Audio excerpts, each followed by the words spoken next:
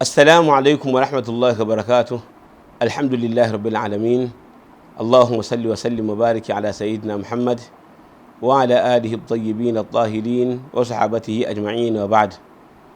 Ndugu zangu Waislamu, nini hukumu ya kuonja chakula mchana wa Ramadhani kwa mtu aliyefunga?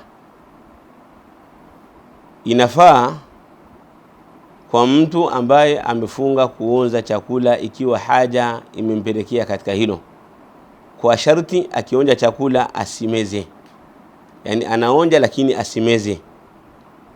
Anasema Abdullah ibn Abbas radiyallahu ta'ala anhuma, la ba'tha an yatata'ama al-qidra au ash-shay'a, rawahu ibn Abi Shayba.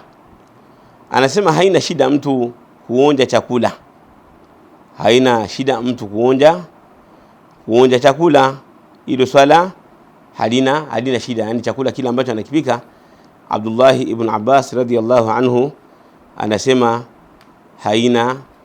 haina shida, mtu itafaa kwa yeye kuonja chakula, lakini kwa sharti asimeze, aonje lakini asimeze. Jazakumullahu khaira wa barakallahu fikum.